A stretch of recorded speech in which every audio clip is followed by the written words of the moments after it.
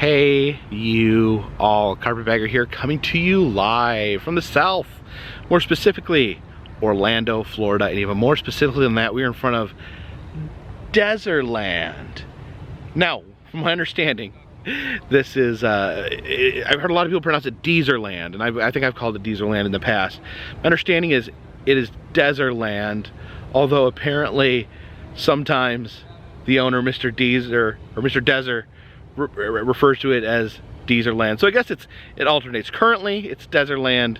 It may be Dezerland in the future. But anyways, yeah, Mr. Dezer, one of the largest car collectors in the world, and this is a entertainment area, entertainment venue with a massive car museum inside. So I've been looking forward to this for a while. Let's check out Dezerland. So please follow me.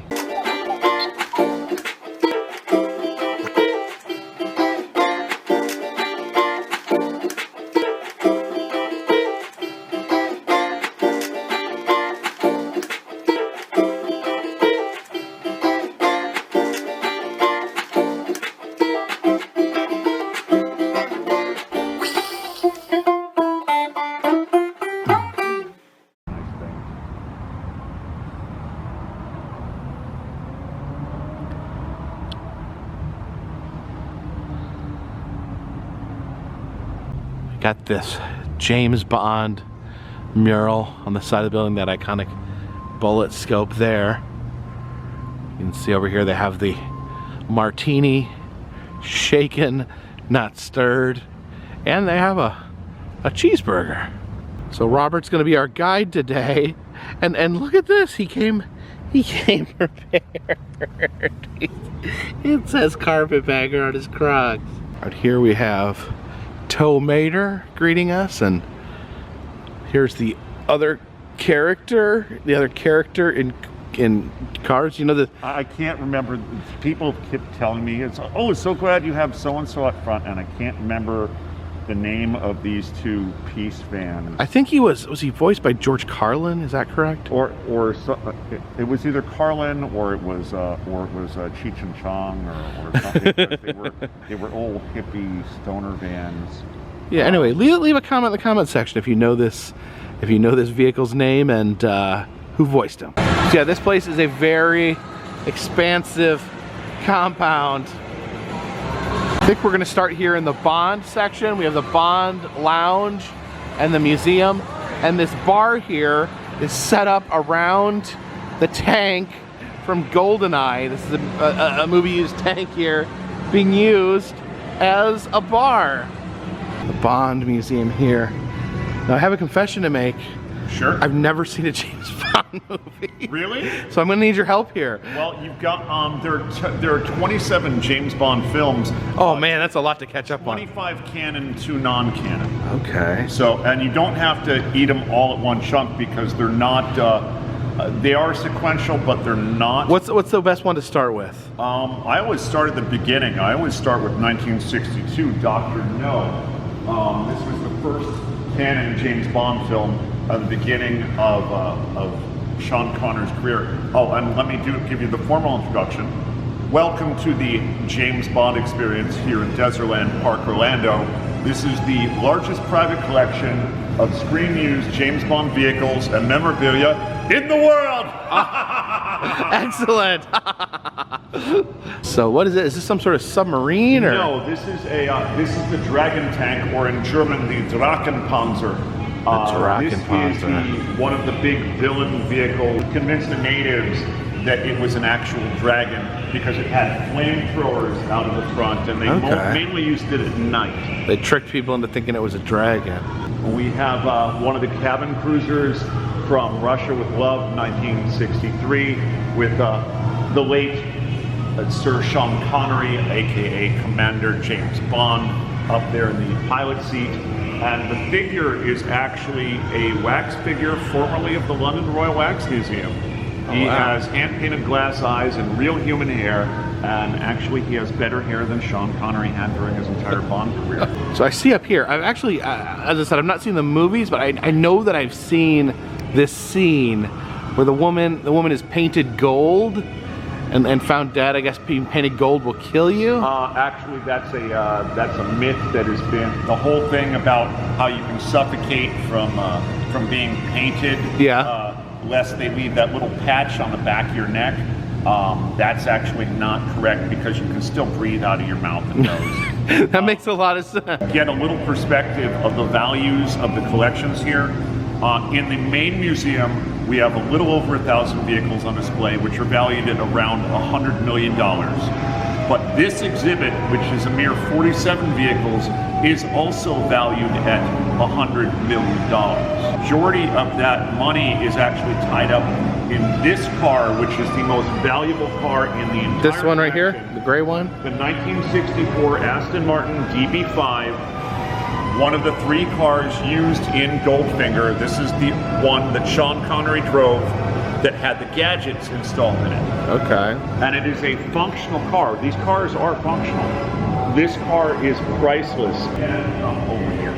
Can I come over here? Yes, you can step over the line with me. Just don't touch the car. Okay. Twin wing machine guns that I believe fire blanks. Yeah, there's the machine guns. It's got there is on the back, there is a blast plate that is for sustained machine gun fire. The license plates, revolving license plates, valid in all countries. We have England, France, Oh, that's handy. and Switzerland, front and back. They automatic turn from inside the cockpit. Inside the driver's seat, Yeah. in the center console, there is all the controls you need. And they actually work? Yeah, those control everything in the car. But the back lights open up, and there are oil, smoke screen and oil jets. Oh, in the okay, yeah, I back. see them. So those spew out oil or smoke to... Oh, the smoke comes out of the tailpipe. These spew out oil. Okay, so it's an oil slick. Yeah, and see, this opens and closes. That's wild. So this is the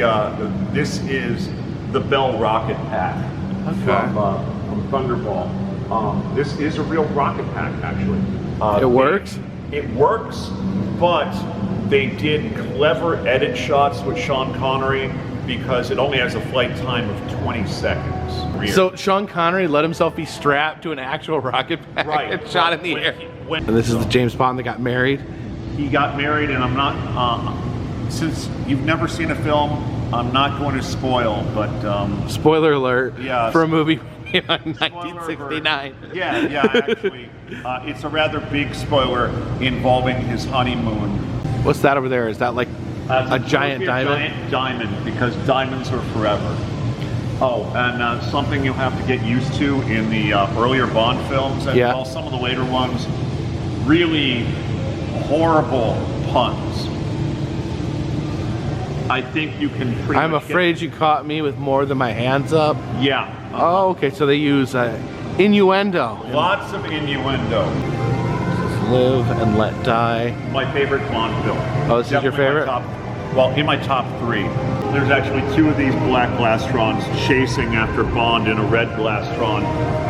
One of them makes the jump, the other one ends up in a police car. Spy Who Loved Me is definitely one of the favorites. A lot of people were introduced to Bond with The Spy Who Loved Me because it had so many fun gadgets, and it had the next coolest Bond gadget-filled car, and that cool car is directly behind you. That would be the Lotus Esprit submarine car. Okay. So this actually could go underwater and swim around? Yes, they had actually 7 cars to make you think there was one car. They started out with a normal Lotus Esprit in a big chase sequence, and at the end of the sequence, it launches off of a dock in the water. The wheels fold up, and these fins come out, and it becomes a full submarine. Then we have Moonraker. Another great Roger Moore Bond film. That's one of the actual scale models that they used from the film. You've got to get a close up of this. This is astounding. So it is super detailed. When you get close, you can see it has all the heat shielding panels and everything. This is an incredibly detailed So steel this would be a model. miniature used to show the spaceship flying through space. That's really cool. This is towards the end of the film when the oh my lord, I just realized, don't we have a Space Force coming into effect, and they're going to be Space Marines? Yeah. Well, this Moonraker predicted Space Force. Predicted because they were sending a marine space shuttle to fight off the bad guys. This is the memorabilia room. This is James Bond right there. anything and everything that has ever been made in the name of Bond. Everything that's been ever made in the name of Bond. All right, well, you want to show me some of the coolest stuff in here? Are these James Bond 8 tracks? James Bond 8 tracks. 8 tracks, cassettes. Oh, this is fascinating. A James Bond tarot deck? There are several actually. There was featured in Live and Let Die. Tarot was a big thing. So this is one James Bond tarot deck, but then they made a commemorative edition that they actually have over here. Oh, there's actual cards. There's a reason why there are 3 of the lover cards in this deck. It's a key point in the film. Bond stacks the deck and ends up sleeping with the main character, who is the fortune teller, the Oracle. We've got an original Nintendo 64 GoldenEye edition. I do know that GoldenEye was like I never played it a lot, but I know it's usually regarded as the best Nintendo 64 game of all time. Can I recommend a hat like this? This is from Goldfinger. Oh, is this the one that This is Odd Job's hat. If you look under the edge here, you can see there is a sharpened metal brim. Oh my gosh, it's actually got the sharp metal on it. That's crazy. Oh, there's a bunch of James Bond cologne, it looks like. A James Bond cologne, perfume, the little testers, like 007 Super Pepper Gas. Oh my Still gosh. new. Who wouldn't want a James Bond pepper spray? Or just don't try to take it into Canada. The James Bond harmless exploding spoon. So, anything. what does it do? There's a cap underneath of it, and when you snap it down, it actually pops. That Polaroid. It's a Polaroid camera that actually takes X-ray photos. Oh, okay. So there's the X-ray photos that it would take. Yes, that's You can actually see their a prop from the skeletons. film. Here's proof that smoking kills, literally. This is a dissection of one of the gadgets in the Bond films, a cigarette that contains a micro rocket. A cigarette that contains a micro rocket. What does the micro rocket do? Well, you light up the cigarette, and that ignites it, and then you hold it, and you kill somebody with it. It just shoots somebody? It's a projectile. There's a model of that Dragon tank that we saw coming in. The blouse was worn by Moneypenny, who is she's the main secretary that James Bond deals with back at headquarters. Plane up there. Is this car been smashed here? Yes, Roger Moore. This is his last film, A View to a Kill, and he actually does a chase sequence.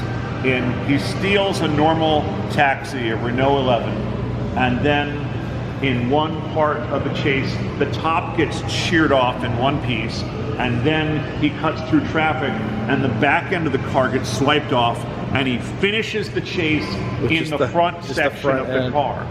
So I bet you didn't expect to see a shark in your travels. Yeah. What's this?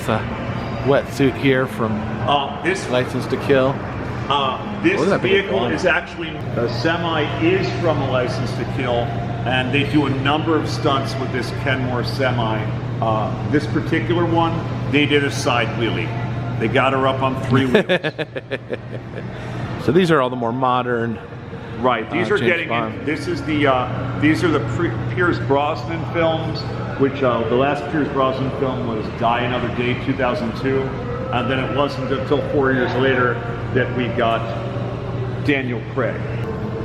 The last Daniel Craig film that we currently have is his second to last film, Spectre from 2015.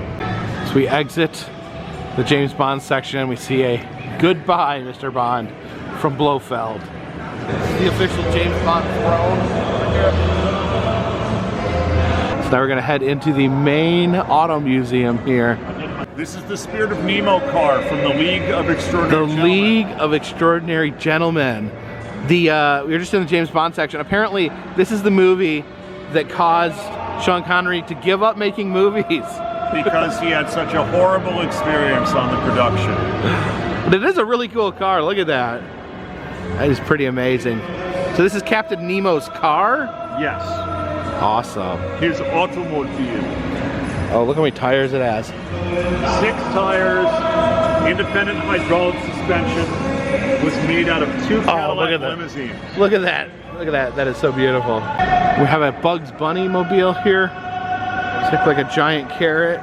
Then the Marilyn Monroe car over here. A tribute to Marilyn, made for the Chicago Car Museum. Norma Jean passenger seat. The promotional vehicle for the Thunderbird 6 movie in the 1960s. The Thunderbird 6 movie? This is something I've not heard of.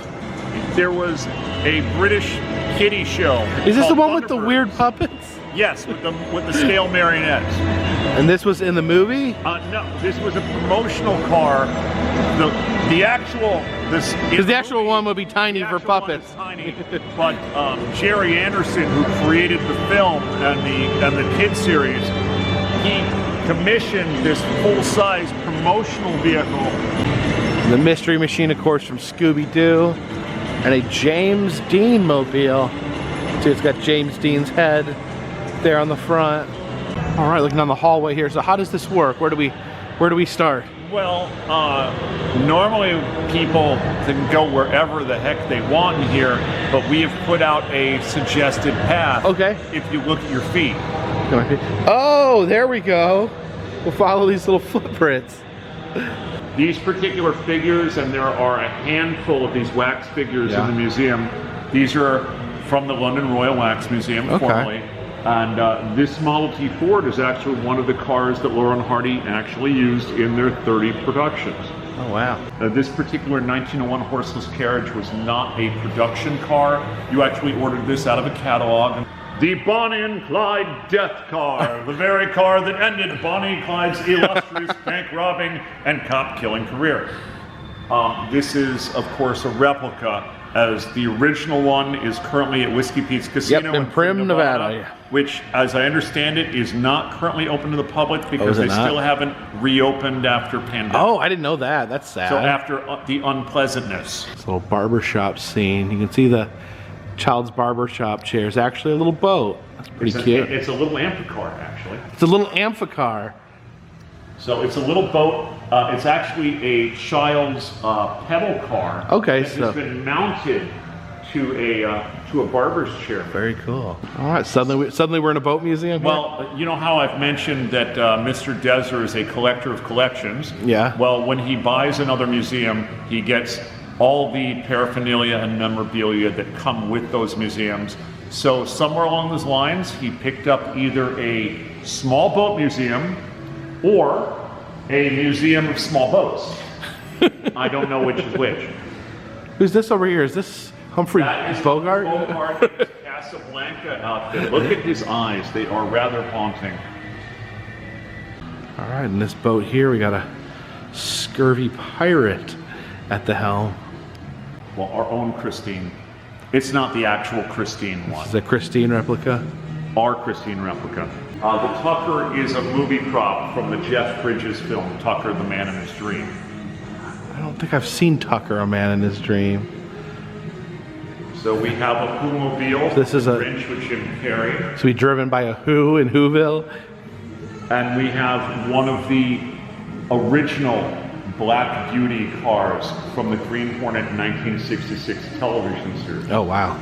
Built by George Barris and Dean Jeffries. There is Kato back there with his mask. Why is there brooms under the car?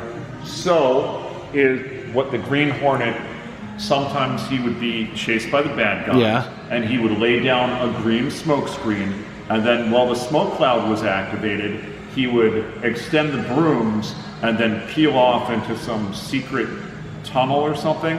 And then when the smoke cleared, and they'd be like, "Where's the car?" Oh, the tire tracks, and the so tire the brooms, was dead. The brooms would sweep away the tire tracks, and it would be like the car vanished. Genius. I need to put brooms on my cars so people can't follow me. Yeah, it doesn't work on modern highways so much. 2 original screen-used cars from the Dukes of Hazzard television series. We have a General Lee and an AMC Matador. We've got pretty much a little bit of everything from Indiana Jones to Knight Rider to the A-Team, Ghostbusters. As you will see, there is tons of stuff in here. But people keep asking me, "What's this van? Is that from Terminator?" This van is it's actually from Spider-Man Homecoming 2017. Okay. The one with Michael Keaton as the Vulture. This is the van that Spider-Man catches a couple of guys selling futuristic weaponry out of, and then when he takes chase, one of them in the back of the van tries to shoot Spider-Man a bunch of times, but keeps missing and blowing holes in the van. This military Jeep that's fashioned up to look like a Mercedes Nazi military Jeep, which was featured in Raiders of the Lost Ark, it also doubled in Val Kilmer's first film, Top Secret, as the German military Jeep that crashes into the back of the 78 Pinto and blows up. Okay. So this is a screen-used Knight Rider. This actually was in a television show. This is the Season 4 hardtop convertible, one of the 5 remaining cars from the series. Now, is this the this is the taxi? That's a Johnny from cab. Total Recall. One of the 3 used. Oh, that's amazing. So it's got a little animatronic guy there in the front. The guy in this is one of the 2 background cars. There was only one with the animatronic, and that was the hero car. So this would have been seen like driving in the background. Yeah. So it's not as detailed, not as... So this is actually screen used. This was in... Terminator 3, The Fall of the Franchise. The Rise of the Machines, yes. So this was used in the scene where the bullets riddled limo. And they're driving out of the cemetery. The movie that was so bad they erased it from the Terminator timeline. It's not the only movie that was so bad that they erased it from the Terminator timeline, though. But it was the first, definitely the first. 1909 Renault? I'm not familiar. Well, the car, it's a vintage Renault, but the vehicle was used in the period piece Shanghai Nights with Owen Wilson and Jackie Chan. So, but nice. Who would have been driving this in the movie? Owen Wilson? No, I think Jackie Chan actually would have been driving this one. All right, so this is the Ecto 1. This is a recreation of the Ecto 1, 1959 Cadillac commercial chassis, given to the Miller Meteor Corporation to be turned into a utilitarian vehicle. This one is the Futura model, which could be either an ambulance or a funerary car. Okay, so this is not a reproduction. This is the original Grease Lightning? Yes, it is. This is the very car that disappeared off the radar for about 20 years because when it was taken down to California for restoration, the gentleman that owned it, he did not pay for the restoration project up front. And halfway through the job, he died.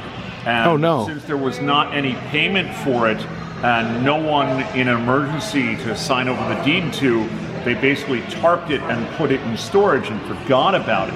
And then years later, the Volo Car Museum found out about the car, and they always wanted one, so they agreed to pay off the remainder, provided they get signed onto the title.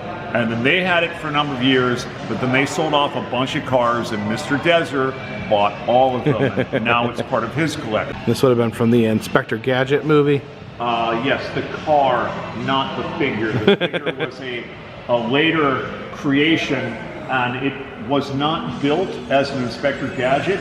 That's actually Humphrey Bogart as Sam Spade that has been modified. So this is a Humphrey Bogart transformed into Inspector Gadget. Look at the belt, look at the collar, the hand Well, is poised to smoke a cigarette. Isn't Inspector Gadget kind of based off Humphrey Bogart, maybe, or inspired? Not really, maybe a little bit. The Inspector Gadget is more based off of Inspector Clouseau of the Pink Panther series. And look at the cockpit here of the Gadget Mobile. It actually says liver beef chicken jumbo burger. I don't even know what that means. Okay, so this is the original Monster coach actually used in the TV show. Oh, that's amazing. Oh, wow. So Dick Dean made the original Dragula dragster for Monster Go Home, but this is a tribute that Dick Dean made to his original vehicle. And it's not just a replica. This is a fully functional dragster with a real engine and everything. It's amazing. See Edge of Tomorrow with Tom Cruise? I did not. Underrated sci-fi film of 2015. Looks like it took some serious damage here. Yes, but only on the passenger side for screen use. And it's only superficial. The car is perfectly fine and it's not dirty. This is painted on dirt. It's painted on filth. Okay. Here's the Michael Jackson Soul Train. It almost actually looks like a train. It's a tribute to the television series. Soul Train? Yes. See, when I was a kid, you know, I'd watch Saturday morning cartoons, and then all of a sudden Soul Train would come on, and I knew that my cartoons were over. Exactly. That's me too.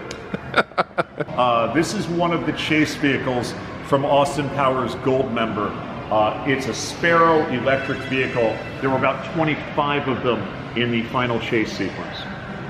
So this is a replica of the James Dean death car. Apparently the original death car vanished under very mysterious circumstances after causing a lot of mysterious deaths. Screen used Ferrari 308 from Magnum PI. Magnum PI, all right. This was driven by Tom Selleck, and I found enough mustache hair in that to clone a brand new, younger Tom Selleck. So you got a bunch of Tom Selleck mustache hair. There's tons of it in there. You can't get all that out. I know. I used to have a mustache that's all over my own cars. And then this is Dick Tracy car? Dick Tracy. The movie car was made by George Barris Customs. The best big budget failure blockbuster adventure film of the 1980s has got to be Megaforce, starring Barry Bostwick. Never heard of it. You got to see it. This is one of the surviving vehicles from that film. Megaforce? Yes, this is an M1 Mega Destroyer. Yeah, they had names like that. This thing had rocket launchers and cannons, and they did all sorts of. I mean, it's an epically bad movie. See John Wayne hiding back there. Or that police motorcycle. So this here, is this Darth Vader's Humvee right here? Not exactly. This was the grand prize of the 1997 Taco Bell Feel the Force sweepstakes. Only 15,000 miles on it because the guy who won it didn't really drive it. He wanted the money more, so he sold it off to a museum in the UK. The Monkeys car? The Monkey Mobile. The Monkey Mobile, okay. And then the A-Team van. One of the surviving two stunt vans from the television series. Okay, so this is actually featured in the television show for stunts? For stunts, and one of the most famous shots, if you remember the countless scenes where you see the rear tire burnouts before it takes off into action, they actually shot that on this vehicle. So these were all burnt, they did burn out these tires? No, they didn't, because you see these metal eyelets on the back? Yeah. They attach cables and would raise the rear just enough so they could get a burnout, and that's what they got the shot from. Oh. So these are the motorcycles from Lawnmower Man 2. Yes, the sequel that most people don't know what happened because it went straight to video back when that was a thing. Yes, there's Mr. Bean's little tiny car there. From the films and the TV show, this is the car that they actually strapped the chair to the top, where there's that great episode where he's actually on the top of the car steering it, you know, with brooms and a rope. Oh, look at this. Got little Dorothy. Of course, Dorothy never drove a car. Well, this is Dorothy. This is the original storybook version of Dorothy. This is not the motion picture. Okay, so this is the literary Dorothy, not the not the film Dorothy. Yes, and if you know anybody that knows how to do hair or wig work, please come our way. Dorothy really needs a salon. Dorothy needs a day at the spa. So to all my wax museum friends out there, give Dezerland a call. So we have some villain vehicles from the 1965 epic, The Great Race, starring Tony Curtis and Jack Lemmon. We have the Hannibal 8. That is, I've never seen this movie, but that is amazing. They made 5 versions of this vehicle for different like a drill on the front. Shots. This one was the standard driving vehicle, and it has the cannon that extends and retracts. It's not a laser drill. It's basically a giant heating element to melt glaciers. So like that, like glows and it glows and it steams.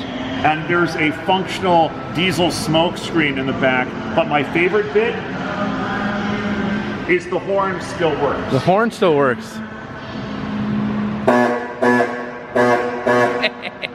Oh wow! Oh, look at this thing right here. Rocket car. This is a rocket car. It drives on train tracks. The original Mad Max car. Okay, this is the Mad Max car from Mad Max. This is the original car from the chassis of the vehicle is from Mad Max 1, and in its current state, they redid it for Mad Max 2, The Road Warrior. This is the original 1973 Australian-built Ford Falcon XB GT. Different sections here with cars from different parts of the world or different eras. We have the cars from the UK over here, and then cars from the Great Gatsby era of cars in there. So this building was actually used to be a shopping mall. So these are all formerly different stores. The British area here was a hot topic, believe it or not. You can see actually some of the moody lighting up there in the ceiling.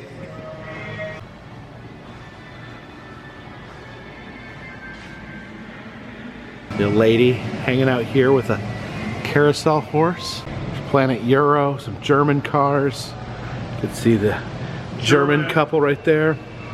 There's an Amphicar. Actually, you can see, you have the back face out here so you can look down and see the boat motor there underneath it. Now they called them the 770 model because it could do an alleged 7 knots on the water and 70 miles per hour on land. Are you gonna go fix the? I'm gonna go fix the Pope's hat. Which is funny because it's not the proper hat. So the people that did the set decoration on this, we got stuff wherever we could get it from. And he's not wearing the proper hat. He's wearing a yarmulke. A yarmulke? It's a wedding yarmulke. Okay. They give them away as commemoratives. So the original author of 101 Dalmatians, the original story that Disney adapted, her name was Dodie Smith, D-O-D-I-E Smith. And in the book, she puts Cruella de Vil's car as being based on her own bottom top hat Rolls Royce, and this is Dodie Smith's actual Rolls Royce. Okay, so this was the actual car that Cruella de Vil's car was based off of. That's wild. Oh no, is that puppy blood? All right, going into the Batman area here, the GCPD, Gotham City Police Department, and look at all these Batmobiles. Yes, that is the proper pluralization, Batmobiles. Oh, there's a criminal lurking around. Hopefully Batman will get him. So you see the Batmobile bursting out of the Batcave there. And look at that, we have Catwoman up there. And she looks like she's got a little cat toy and trying to lure Batman with. It's a replica of the Batboat from the Adam West series. Then we got Jack Nicholson as the Joker. Here we are in the Main Street USA section. You're telling me you have something interesting back here. We have the first Cuban boat car, or in this case, boat truck.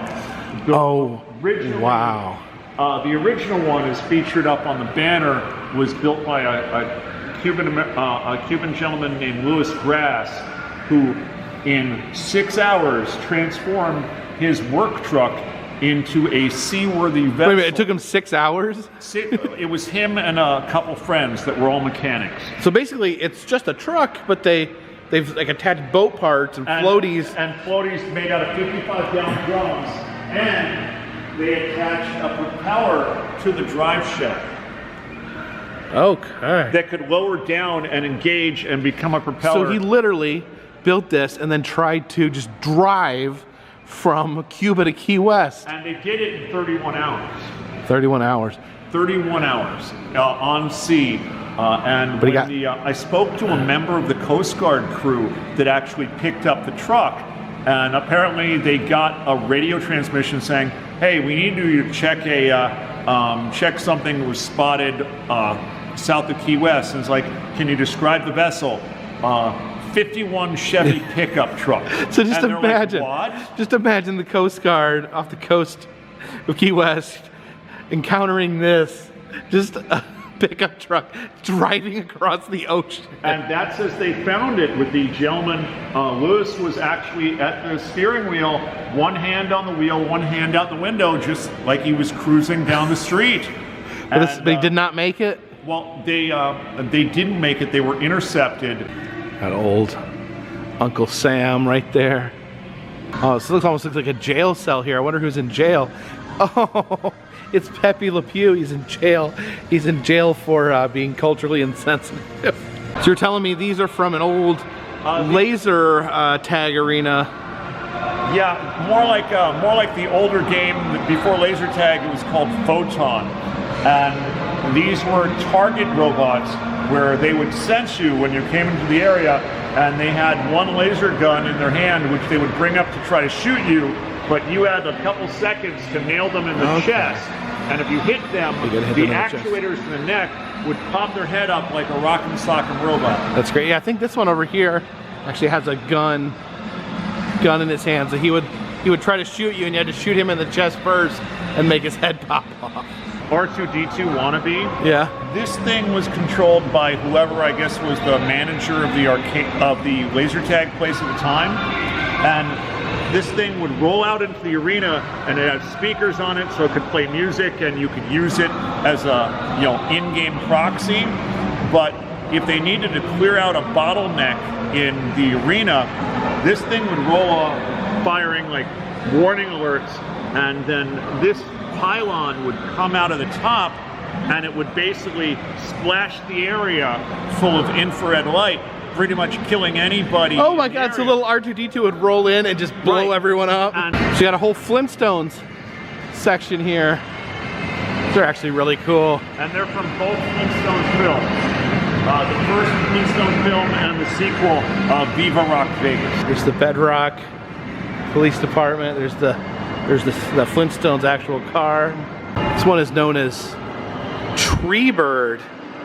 It's an impressive vehicle right there. So thank you for joining me here today at Dezerland here in Orlando, Florida. I was absolutely blown away by the size of the car museum. This easily has to be the largest car museum as far as square footage. I didn't show everything because there was a lot of cars, different country cars. Try to focus more on unusual cars that are used in movies. But you could spend an entire day or maybe multiple days just looking through these cars, especially if you're like a big car person and loves classic cars. Really cool facility they have here. And the James Bond Museum was amazing. I may have to catch up on my James Bond. But if you like these videos, consider checking out some of the older videos on my channel. I've been to the 48 continental United States filming roadside attractions, museums, haunted houses, and amusement parks. If you'd like to help support the channel, consider donating to Patreon. $3 or more will get you a postcard once a month. And we're selling enamel pins in the Etsy shop. All that helps keep this train on the tracks, this boat in the water, and this dirigible in the air. Until next time, my friends, this one's in the bag.